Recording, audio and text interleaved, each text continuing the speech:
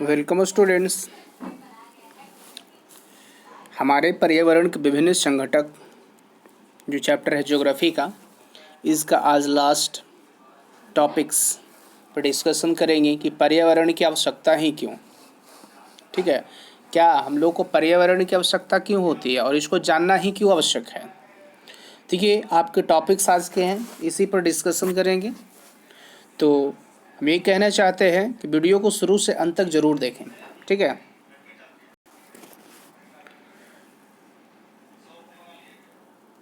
तो यहाँ हम बताने जा रहे हैं कि पर्यावरण अध्ययन एक आवश्यकता, कि पर्यावरण जो है इसका अध्ययन स्टडी क्यों ज़रूरी है और इसकी क्या आवश्यकता है।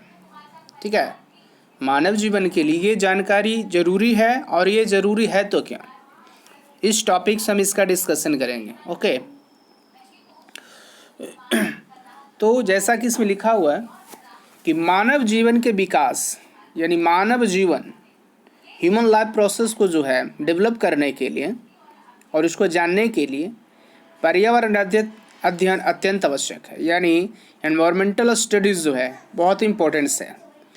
यानी अपने जीवन के विकास के क्रम को जानने के लिए हमें पर्यावरण अध्ययन की आवश्यकता होती है। हम जैविक पर्यावरण के अभिन्न अंग हैं। यानी कहा गया है कि हम लोग जीव जंतु पेड़ पौधे जितने भी समस्त जैविक चीज़ें हैं वो पर्यावरण का एक क्या है, वह एक अंग है।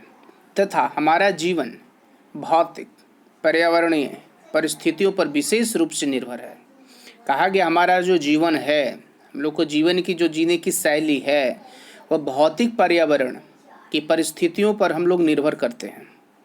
यही नहीं, हमारे जीवन की प्रक्रियाएं पर्यावरण से ही संचालित होती। यानी हम लोग को जीने की जितने भी तरीके हैं वो सब का सब हम लोग को कहाँ से, पर्यावरण ही संचालित करती है। ठीक है, मानव को अपने जीवन के विकास के लिए जिन चीज़ों की आवश्यकता पड़ती है वह उसे प्रकृति या पर्यावरण में उपस्थित तत्वों से ही प्राप्त होती है।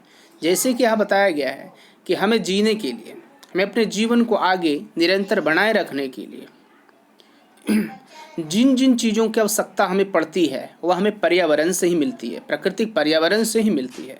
और उसमें जो प्राकृतिक तत्व है वही हमें काम में आते हैं। जैसे उदाहरण में हम सोचिए आप कि हम लोग जो खाना खाते हैं, जो भी कुछ खाने में खाते हैं, चाहे फल है, सब्जी है, तो फल कहाँ से आते, तो पौधे का ही एक अंग है ना। फल क्या है, पौधे का ही एक अंग है।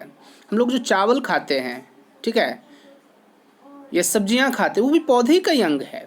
जो हम लोग दूध पीते हैं, ठीक है, तो ये क्या है, ये भी एक क्या है, एक जीवों का ही अंग है ना।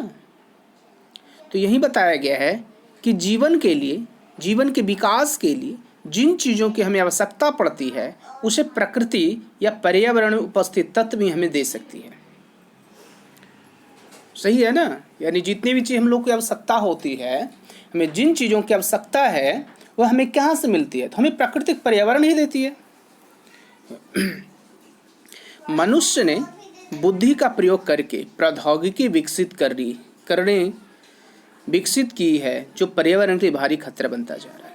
कहा गया है मनुष्य ने अपना बुद्धि का प्रयोग करके, ठीक है, प्रौद्योगिकी, उद्योग धंधे, नए नए तकनीकी, ये सब का विकास किया है, तो ये पर्यावरण के लिए भारी खतरा बनता जा रहा है। जैसा आज हम लोग जो बीमारी से जूझ रहे हैं, हमारे जो विश्व में आज कोरोना का जो भारी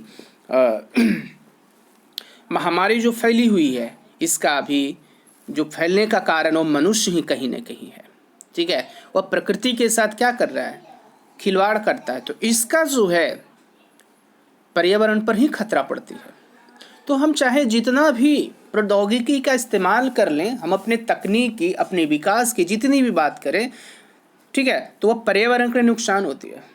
हम लोग आज मोबाइल फ़ोन, ठीक है, का यूज़ करते हैं, तो ये भी एक तकनीकी है और इसके ज़रिए जो है मनुष्य को नुकसान होता है, हमारे पर्यावरण को भी नुकसान होती है। ठीक है, तो इस तरह से कहा गया है कि बुद्धि का प्रयोग करके जो मनुष्य है नए नए तकनीकी विकसित की है जो हमारे पर्यावरण के भारी खतरा बनता जा रहा है। मनुष्य ने कई स्थानों का पर्यावरण में परिवर्तन करके उसे अपने रहने योग्य बनाया है। कहा गया मनुष्य जो है, ठीक है, मनुष्य जो है कई स्थानों पर पर्यावरण में परिवर्तन करके, जैसे मैं बताना चाहता हूँ, पहले लोग कहाँ रहते थे? जंगलों में, पर्यावरण का संतुलन बनाए रखते थे। लेकिन आज हम लोग जंगलों को क्या कर रहे हैं? काट रहे हैं, जंगलों को काट रहे हैं, पहाड़ों को काट रहे हैं, और उन सभी को साफ करके वहाँ पर हम लोग अपना घर, इंडस्ट्री या और भी चीज़ों की क्या करते हैं? स्थापना करते हैं, जिससे वहाँ का जो है पर्यावरण असंतुलित हो जाता है। तो यही तो बताई गई, मनुष्य ने कई स्थानों के पर्यावरण में परिवर्तन करके, उसे बदल करके उसे अपने रहने योग्य बनाता है। यह सत्य है कि उनकी इन क्रियाओं से वहाँ का पर्यावरण पर विपरीत प्रभाव पड़ता है। अभी हमने जस्ट बताया, ठीक है, कि जो हम लोग पर्यावरण के प्रति अगर उसके साथ खिलवाड़ करते हैं तो उसका प्रभाव भी हम लोग को देखने के लिए मिलता है। वनों के अंधाधुंध कटाई होने के कारण क्या होती है? अधिक गर्मी पड़ रही है, वर्षा कम होना है, ठीक है, उपजाऊ मिट्टी का कम होना है, बहुत सारी चीज़ें प्रभाव दिखने को पड़ता है। किंतु मानवीय आवश्यकताओं की पूर्ति के लिए यह परिवर्तन आवश्यक भी था। लेकिन ये भी तो बोला गया है, जिस रफ्तार से हमारे देश की जनसंख्या, हमारे विश्व की जनसंख्या जो है बढ़ती जा रही है, तो बढ़ती जनसंख्या की पूर्ति करने के लिए, आवश्यक वस्तुओं की पूर्ति करने के लिए क्या करना होगा? उद्योग स्थापित करने होंगे, नए नए धंधे स्थापित करने होंगे, ठीक है, रहने के लिए घर बनाने के लिए। तो लोग क्या करेंगे? जंगलों को काटेंगे, पहाड़ों को काटेंगे, ये सब। तो ये पर्यावरण के प्रति खिलवाड़ भी है, लेकिन यह जरूरी भी बताया गया है। मनुष्य जहाँ रहता है वहाँ के पर्यावरण में प्रत्यक्ष या अप्रत्यक्ष परिवर्तन होते रहते हैं। कहा गया है कि मनुष्य जहाँ भी रहता हो वहाँ के पर्यावरण जो है प्रत्यक्ष रूप से या अप्रत्यक्ष रूप से परिवर्तन होते रहते हैं, ठीक है। पारिस्थितिकी संतुलन बिगड़ता है और जीवन में कठिनाइयाँ सामने आती है। अभी मैंने बताया कि पारिस्थितिकी संतुलन बिगड़ने का सबसे बड़ा कारण है कि प्राकृतिक पर्यावरण के साथ खिलवाड़ करना, और जिसके कारण मनुष्य को बहुत सारी कठिनाइयों का सामना करना पड़ता है। उदाहरण के लिए जीवाश्म ईंधनों को जलाने से पर्यावरण प्रदूषित हुआ है।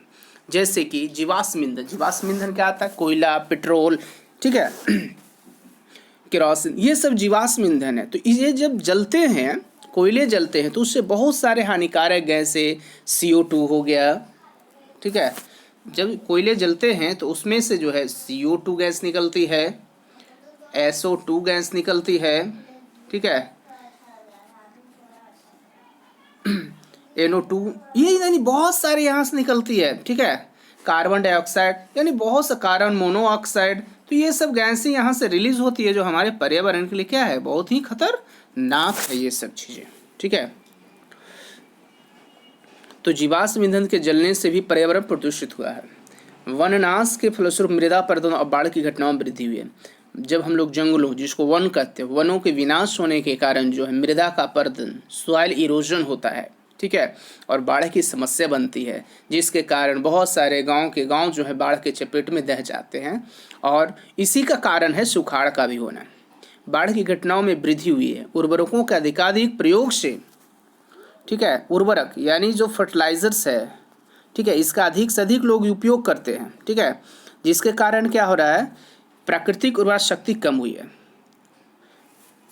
मिट्टी में हम लोग आज खाद ज़्यादा डालते हैं, जो रासायनिक खाद होते हैं उसका प्रयोग हम लोग ज़्यादा से ज़्यादा करते हैं।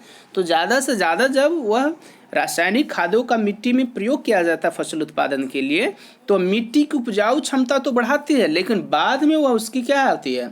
मिट्टी को अम्लीय कर देती है, ये क्षारीय कर देती है, जिससे वहाँ की मिट्टी बंजर भी हो जाती है, और वह अपने आप को इस लायक मिट्टी बना लेता है कि जब तक उसे नहीं मिलती है तब तक वह उपज अच्छी नहीं देती। इसीलिए हम लोग को कहा गया है कि हम लोगों को ज़्यादा से ज़्यादा जो है वो रासायनिक खाद के अलावा हम लोग को जैविक खाद का प्रयोग करना चाहिए, ठीक है। जैविक खाद खेतों के लिए बहुत अच्छा माना गया है। तो इसीलिए जो है ये सब चीज़ों को जानने के लिए है पर्यावरण अध्ययन बहुत ज़रूरी है। EVS का स्टडी करना हमारे लिए बहुत ज़रूरी है, ठीक है। आज प्रदूषण, ग्लोबल वार्मिंग, ठीक है, ग्लोबल वार्मिंग आपको पता है ना,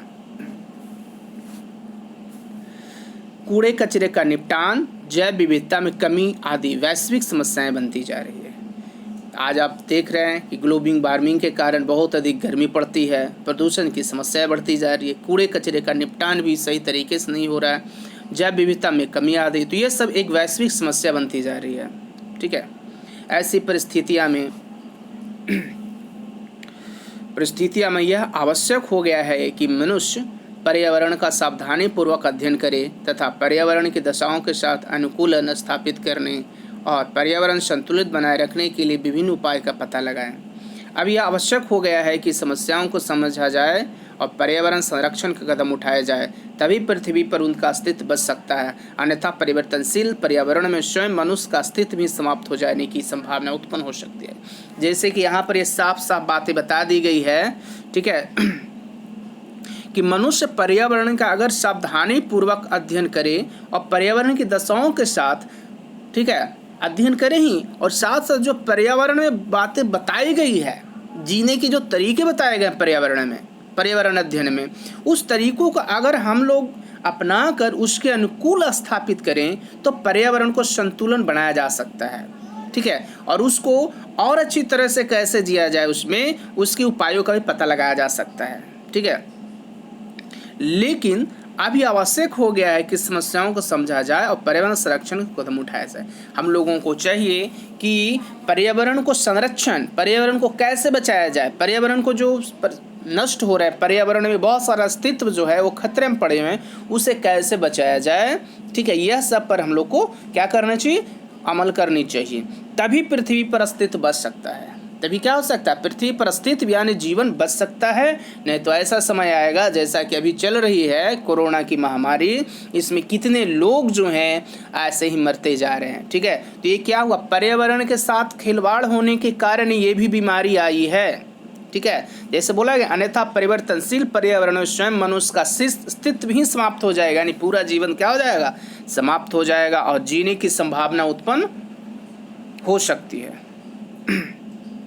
तो ये सब को अगर हम बचाना चाहते हैं, यानी पर्यावरण को छेड़छाड़ ना करें, अगर पर्यावरण को छेड़छाड़ नहीं करते हैं तो हमारा जीवन जो है, हमारे जीने की लाइफ स्टाइल है, वो लंबे समय तक आसानी से चलाया जा सकता है। नहीं तो एक ऐसा समय आएगा कि पूरा धरती समाप्त हो जाएगी और यहाँ पर जीवन ही समाप्त हो जाएगा, ठीक है। समझ में आ रही है ना। अब पाठ का कुछ सार हम बात कर लेते हैं, जो पाठ में हमने पढ़ाया था, जो पिछले में। फर्स्ट पॉइंट है, किसी स्थान के पर्यावरण से तात्पर्य वह परिवेश तथा परिस्थितियां हैं जो पौधे तथा जीव जंतु तथा मानव के अस्तित्व और विकास को प्रभावित करती है। पर्यावरण के दो मुख्य स्वरूप है, भौतिक पर्यावरण और जैविक पर्यावरण।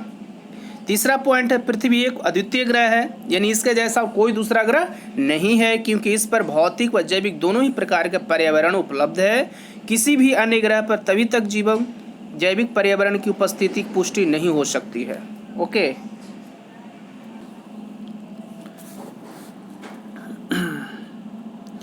नेक्स्ट है, पर्यावरण को मोटे तौर पर 4 मंडलों में बांटा गया, वायुमंडल, स्थलमंडल, जलमंडल और जीवमंडल। तो ये सब बातें जो है हमने आपको चैप्टर के मध्य में ही आपको सभी चीज़ बता चुके हैं। अब यहाँ से जो है आपको अभ्यास आता है, एक्सरसाइज आता है, और ये आपको अपनी कॉपी में फेयर जो कॉपी है उसमें बनानी है। जैसे पहला प्रश्न, जैविक या जैविक पर्यावरण में शामिल तत्व क्या है भाई, निर्जीव है, सजीव है, पेड़ पौधे हैं, क्या हैं।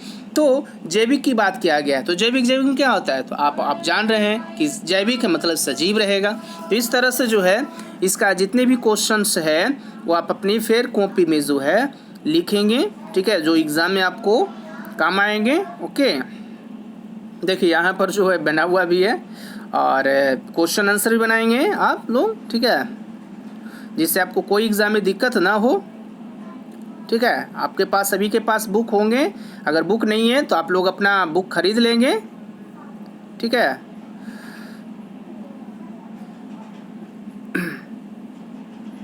तो आई होप आज का क्लास में बस इतना ही, और ये चैप्टर आज जो है समाप्त हो जाती है, ख़त्म हो जाती है, ठीक है।